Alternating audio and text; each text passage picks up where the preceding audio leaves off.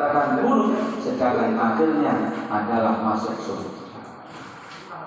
Bapak-bapak, ibu-ibu, jamaah yang dirahmati dan dimuliakan oleh Allah Subhanahu wa taala, maka ceritanya orang mengamalkan agama, orang beriman, orang mengamalkan agama itu adalah cerita kebaikan.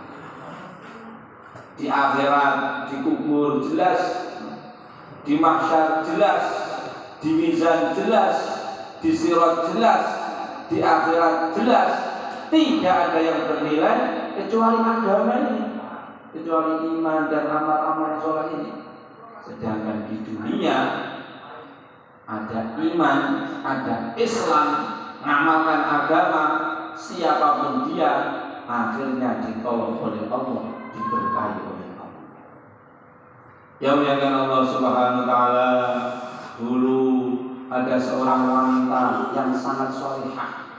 Saking sholihahnya itu sampai ceritanya itu diabadikan di dalam Al-Quran, yaitu Sayyidah Asiyah bintu Muzahim radhiyallahu taala anha. Tetapi wanita yang sangat sholihah ini ternyata oleh Allah itu ditakdirkan menjadi istrinya Fir'aun. Wanita sangat sholihah menjadi istri laki-laki sangat nakal, Fir'aun. Fir'aun itu saking nakalnya itu sampai berani ngaku jadi Tuhan, sehingga iblis pun geleng-geleng kepala melihatnya. Saya kira saya yang paling beriman dengan iblis, ternyata ada yang mengatakan saya tidak berani ngaku Tuhan. Ya muliakan Allah SWT, walaupun ditakdirkan oleh Allah jadi istrinya Fir'aun, tetapi dijaga oleh Allah, dijaga kesuciannya, dijaga kebersihannya, dijaga kesolehahannya, sehingga sampai mati Fir'aun itu tidak bisa menyentuh istrinya yang namanya Asiyah. Karena apa? Dijaga oleh Allah. Jadi kalau malam hari Fir'aun mau mendatangi kamarnya itu, baru buka pintu sedikit, tutup lagi, belanjak kencang-kencangnya. Karena apa?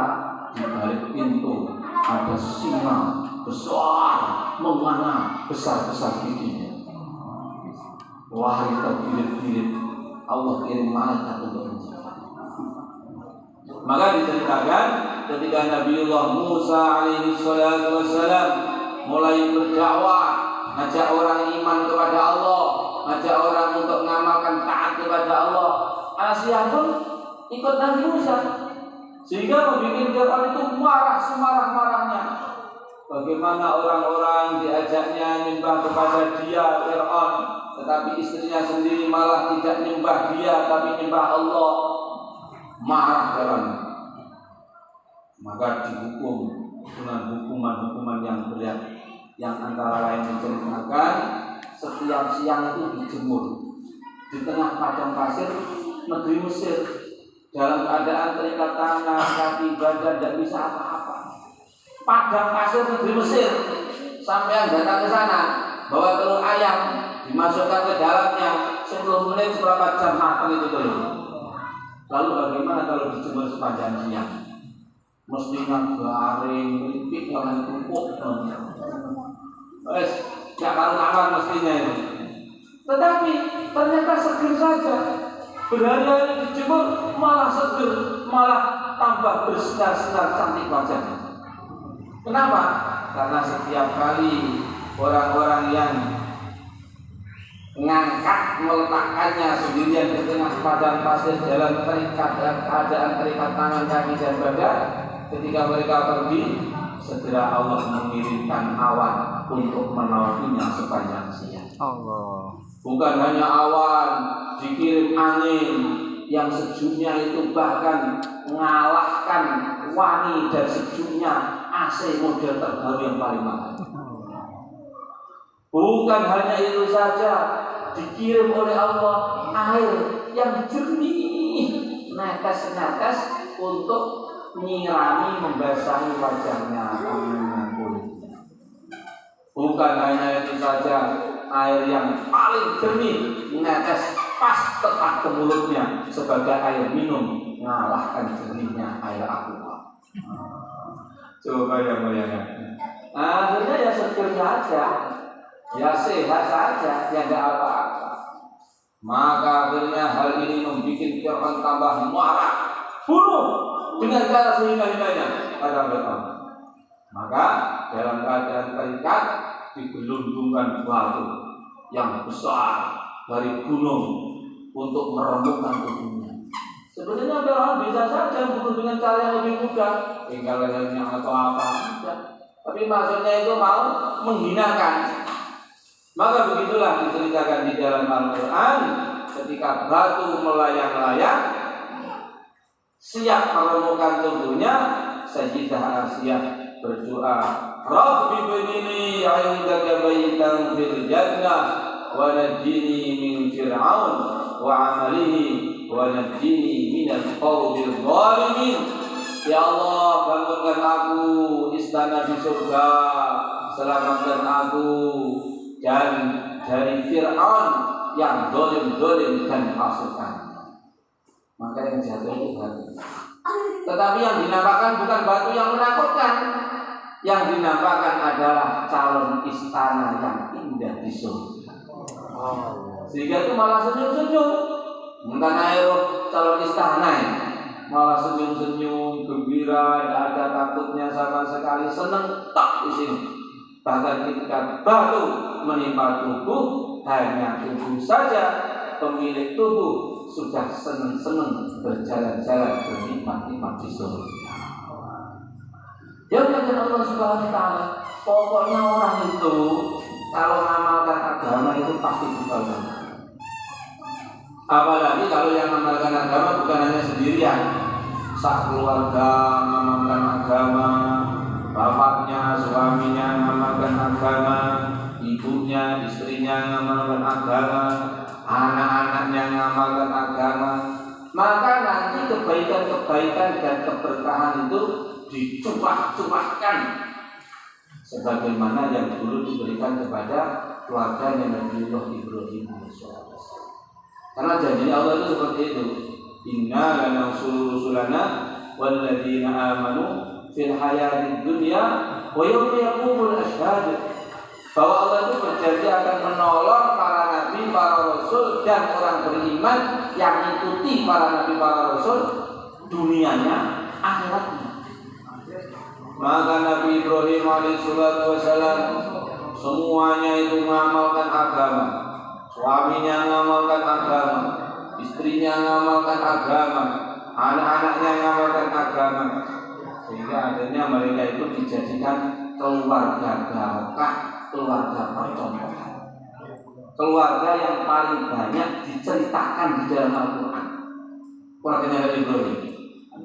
Bahkan bukan hanya itu saja, keluarga yang wajib kita sebut dan kita doakan tiap hari 5 kali. Sekurang-kurangnya tiap hari, setiap tahiyat akhir. Allahumma sholli ala sayyidina Muhammad wa ala ali sayyidina Muhammad kama shallaita ala sayyidina Ibrahim wa ala ali sayyidina Ibrahim. Tidak ada itu keluarga seperti mereka, itu tidak ada. Keluarga yang wajib kita menyebutnya, memujinya, mendoakannya tiap hari.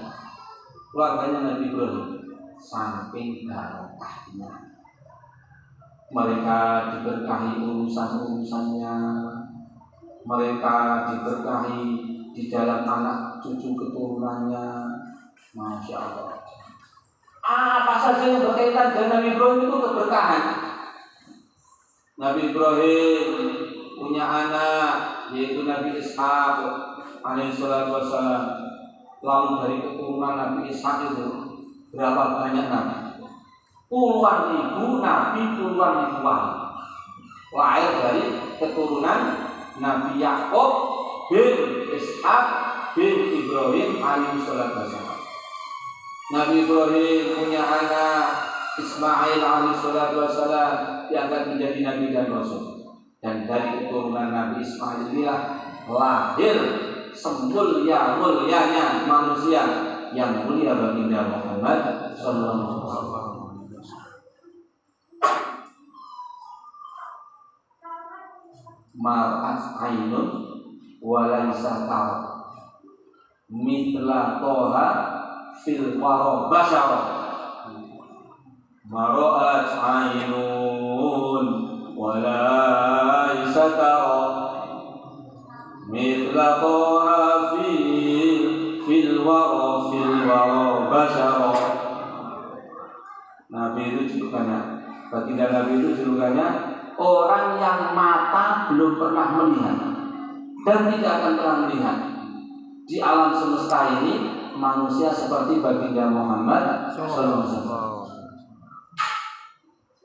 Khairu man fawqas samaa'i sara. Sebaik-baiknya manusia, sebaik-baiknya makhluk yang pernah berjalan di atas langit. Qahirul akhlaqi wasyiyami, kamilul akhlaqi wasyiyami. Orang yang sempurna akhlaknya, sempurna fisiknya. Itu adalah keturunan keluarganya Nabi Ibrahim alaihi salatu wasallam. Barokah anak cucu keturunannya, barokah urusan-urusannya. Dulu istrinya Nabi Ibrahim itu pernah bingung cari bantuan, cari air, lari-lari dari sofa ke marwah, marwah ke sofa, sofa ke marwah, marwah ke sofa, bolak-balik, golek banyu, golek pertolongan. Tapi karena keluarga barokah, itu bingungnya cari pertolongan itu diabadikan oleh Allah, menjadi ibadah wajib bagi orang yang umroh maupun haji. Sa'i dari sofa marwah. Allah. Jangan kalau pergi ke Mekah, di dekat Ka'bah itu ada kelengkung seperti huruf U. Sekarang disebut sebagai Hijr Ismail. Nabi bersabda, barang siapa di dalam Hijr Ismail sholat ibadah diterima oleh Allah. Doa-doanya dimakbulkan oleh Allah. Hijr Ismail itu dulu ceritanya kandang pedus Nabi Ismail. Coba ya. Jadi keluarga itu kalau barokah mantan kandang pedus dari tempat makbul berdoa. Tapi kalau tidak barokah,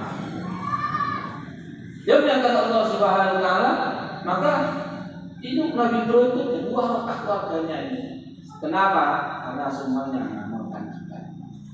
Maka ini, masya Allah, bapak-bapak, ibu-ibu, ini di sini ada bapak-bapak mendengarkan, di sana ada ibu-ibu. Bagaimana sak keluarga itu semuanya mengamalkan agama semuanya. Bukan hanya mengamalkan agama, tapi juga mengajak yang lain bareng-bareng untuk mengamalkan agama.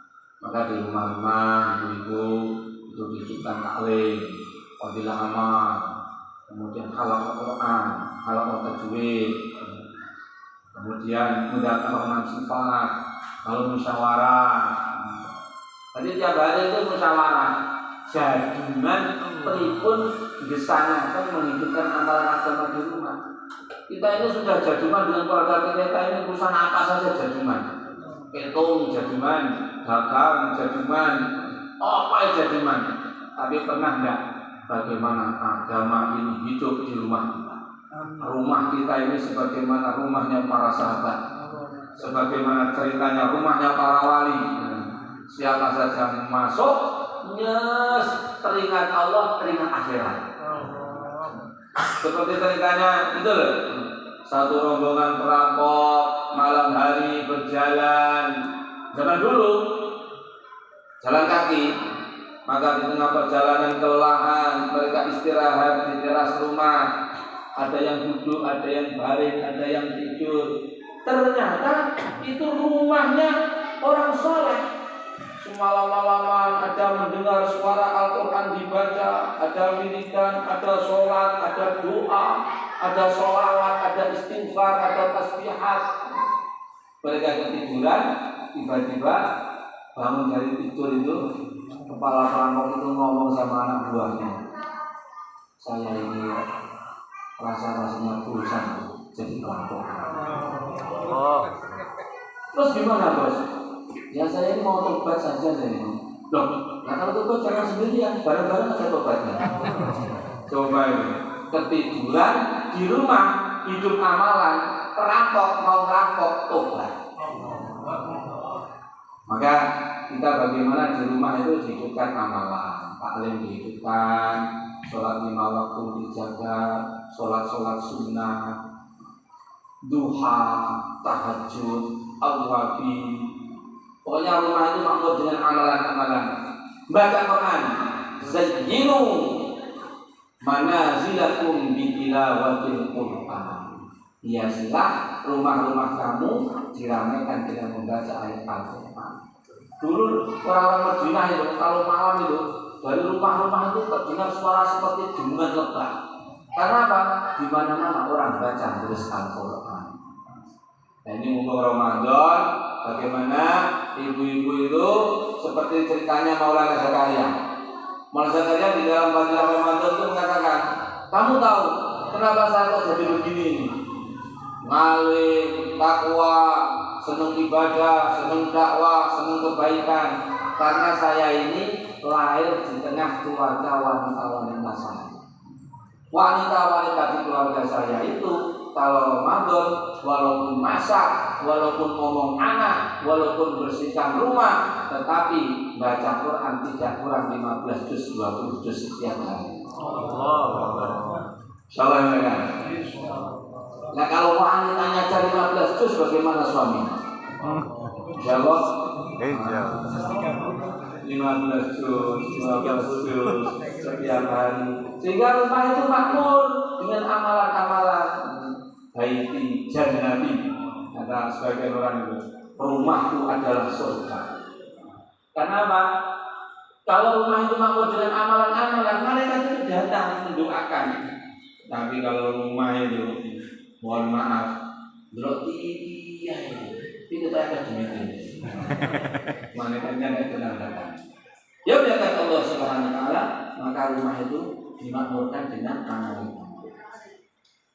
Kemudian anak-anak dididik dengan pendidikan agama, dicita-citakan menjadi orang-orang yang soleh, yang solehah, yang ahli iman, ahli ilmu, ahli ibadah, ahli dakwah, ahli taqwa, ahli kebaikan.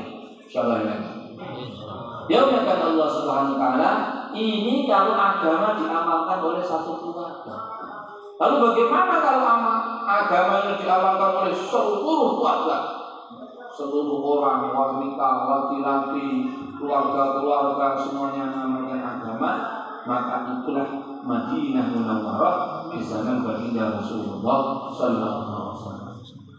Madinah Munawwarah, kampung Madinah yang tadinya kampung kecil, tetapi karena di situ makmur dengan amalan agama, makmur dengan suasana agama, maka akhirnya dirubah oleh Allah menjadi qaryatun ta'kulul qura, kampung kecil tetapi menundukkan, merubah, mempengaruhi negeri-negeri besar, kerajaan-kerajaan besar.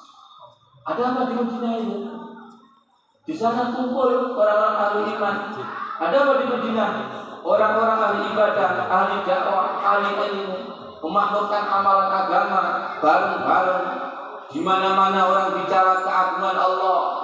Ta'al, najlis hahuna, nu'minu billahi sa'ah. Sayyidina Abdullah bin Rawahah, salah satu penduduk Madinah, hobinya itu seperti itu. Mari sini, kita duduk membicarakan keagungan Allah. Allah Khaliq, Allah Malik, Allah Razik, Allah yang menciptakan, Allah yang memelihara, Allah yang memberi rezeki, Allah Alim, Allah Sami, Allah Basir, Allah Maha melihat, Allah Maha mendengar, Allah Maha mengetahui. Hari-hari banyak orang bicara keagungan Allah. Sehingga di mana-mana orang itu ingat kepada Allah. Di mana-mana orang bicara uang. Sekarang ini lah, maka di mana-mana orang ingat uang. Kalau hari-hari di mana orang bicara keagungan Allah, nanti orang akan ingat kepada Allah Subhanahu Wa Taala. Ada satu keluarga. Ini zaman akhir ini, bukan zaman dulu, zaman akhir ini. Ayahnya itu ngomong sama anaknya yang waktu itu umurnya itu 4 tahun. Nah, kamu itu kalau mintalah hanya kepada Allah. Karena satu-satunya yang bisa memberi itu hanya Allah. Maka kalau kamu minta apa saja, mintalah hanya kepada Allah. Langit, bumi semuanya miliknya Allah. Semua perkara itu di dalam pengaturan Allah, dan satu-satunya yang bisa memberi hanya Allah. Maka kalau minta, kamu hanya minta kepada Allah. Maka suatu ketika ini keluarga ini perjalanan dari arah barat sana menuju ke arah Surabaya sini. Di tengah jalan istirahat, mampir masjid untuk sholat. Maka anak yang umur 4 tahun ini ikut sholat. Setelah selesai dari sholat, oleh ibunya ada toko dekat masjid itu diberikan roti. Maka terima roti ini, anak umur 4 tahun tiba-tiba mengatakan, terima kasih ibu, ternyata benar apa yang selalu dikatakan ayah. Ayah mau ngomong apa? Katanya kalau minta-mintalah hanya kepada Allah, karena satu-satunya yang bisa memberi hanya Allah, karena semuanya miliknya Allah. Maka tadi saya masuk masjid itu lapar, melihat roti di toko itu, di dalam hati saya doa, ya Allah berikan untukku roti. Ternyata sampai di luar oleh Allah didatangkan roti. Coba anak umur 4 tahun lurus yakinnya, karena hari-hari selalu diajak pembicaraan iman yang lurus, yakin yang lurus, semuanya dari Allah. La ilaha illallah. Maka kita ini diajari doa-doa yang kalau kita renungkan itu doa-doa mengingatkan supaya meluruskan keyakinan. Mau makan, Allahumma barik lana fima razaqtana wa qina adzabannar. Jadi doa supaya berkah rezeki, karena rezeki itu dari Allah. Habis makan, alhamdulillahilladzi at'amana. Segala puji bagi Allah yang memberi makan kepada kami, memberi minum kepada kami. Mau tidur, bismika Allahumma ahya wa amut. Dengan menyebut asmamu ya Allah, aku hidup, aku mati. Orang tidur itu ya yang bisa menidurkan itu Allah. Kalau dibikin tidur ya tidur saja walaupun tengah malam. Sebaliknya kalau tidak bisa tidur tidak bisa tidur. Masya Allah. Saya itu kemarin di Pekanbaru sana itu rumah itu tidak bisa tidur itu semalaman. Karena apa? Tidak dibikin tidur oleh Allah. Sementara yang lain muar kapal itu tidak bisa tidur saja. Dan itu semua orang mengalami seperti itu. Dia mengingatkan Allah Subhanahu wa Ta'ala, maka doa-doa itu semuanya itu mengingatkan bahwa kita itu hambanya Allah, berhajat kepada Allah. Dia mengingatkan Allah Subhanahu wa Ta'ala, itulah kampung Madinah yang kata Sultanul Auliya Syekh Abdul Qadir Jailani, semua ahlul Madinah, orang Islam di Madinah zaman Nabi itu semuanya adalah bukan hanya wali-wali, tetapi raja-raja dan ratu-ratu nyawa. Jadi kalau zaman Madinah dulu itu kalau ada orang bangun rumah itu yang bangun rumah itu wali. Tukangnya wali. Laden tukangnya, kernetnya tukang itu juga wali. Yang punya toko bangunan juga wali. Wali laden. Kenapa? Karena di sana kumpul orang-orang yang siang malam mengamalkan agama, siang malam usaha menghidupkan, mendakwahkan agama. Bapak-bapak, ibu-ibu, jamaah yang dirahmati dan dimuliakan oleh Allah Subhanahu wa Ta'ala, inilah yang kita cita-citakan. Dan inilah yang kita mohonkan kepada Allah, bagaimana diri kita, keluarga kita, anak cucu keturunan kita, kemudian rumah-rumah kita, kampung-kampung kita, dan semua kampung-kampung umat Islam semuanya hidup suasana iman, suasana ibadah, suasana agama, kemudian suasana dakwah, suasana perjuangan, sehingga datang macam-macam kebaikan-kebaikan dan keberkahan-keberkahan dari langit, dari bumi, di dunia sebelum di akhirat dan kekal abadi yang selamat. Insyaallah. Maka ini semuanya tidak akan mungkin terbentuk kecuali peran serta ibu-ibu dan kaum wanita ambil bagian. Jadi agama ini untuk bisa dihidupkan, diamalkan sempurna itu tidak bisa kecuali ibu-ibu, kaum wanita juga ambil bagian. Maka dakwahnya Rasulullah SAW itu kurang lebih hanya 23 tahun. Tetapi subhanallah, Rasulullah itu menjadi nabi yang paling banyak umatnya. Sebagian besar tempat di surga diperuntukkan untuk umat beliau sallallahu alaihi wasallam. Nabi Nuh alaihi wasallam dakwah itu 950 tahun. Istrinya tidak dukung, sebagian anaknya tidak dukung, maka yang dapat hidayah masuk Islam itu dikit saja. Ini diceritakan oleh Allah, dijadikan seperti ini oleh Allah untuk menjadi suri tauladan. Adapun Nabi Nuh itu sudah menyempurnakan tugasnya. Tetapi begitulah kalau agama ini wanita tidak ambil bagian. Maka di Jawa ini ada namanya dakwahnya Wali Songo. Sebelum Wali Songo itu sudah banyak orang berdakwah. Setelahnya sudah banyak orang dakwah. Tetapi sukses seperti Wali Songo belum pernah di Nusantara ini. Nah, itu diantara kuncinya itu karena wanita-wanitanya, keluarganya semuanya itu ambil bagian. Tinggal Sunan Ngampel, punya anak, Sunan Derajat, Sunan Bonang, punya ipar, dulur, ponakan, sepupu, apa dulur-dulurnya, keluarganya, kerabatnya, itu semuanya mengamalkan agama bareng-bareng, memperjuangkan agama bareng-bareng. Dan yang seperti ini tidak mungkin terbentuk kecuali para wanita, para ibu-ibu ambil bagian. Maka ibu-ibu menjaga amalan di rumah-rumah, menghidupkan taklim, jaga ibadahnya, zikir pagi petangnya, sholat sunnahnya, anak-anaknya. Anak-anak itu paling terpengaruh dengan ibu-ibu. Maka ceritanya wali-wali itu, Syekh Abdul Qadir Jailani rahimahullah, Sultanul Auliya, sultannya para wali itu hasil didikannya ini. Antara lain yang paling besar ya. Maka ibu-ibu bagaimana ada kesemangatan, ada kegairahan mengamalkan agama, dakwahkan dan memperjuangkan agama sebagaimana bapak-bapak yang lain. Insyaallah. Maka ini ibu-ibu di dalam silahkan mendaftarkan bapak-bapaknya untuk keluar 4 hari atau berapa saja, dan juga mendaftarkan untuk keluar masturah kapan saja.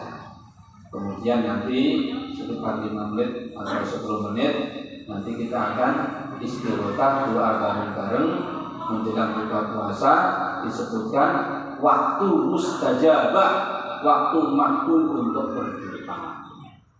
Pun monggo ibu-ibu sami maskil daftar ahline Pak Lutfi, ahline Pak Abdul Rahman dan yang lain di situ, daftarkan untuk keluar ijazah maupun untuk keluar masturah.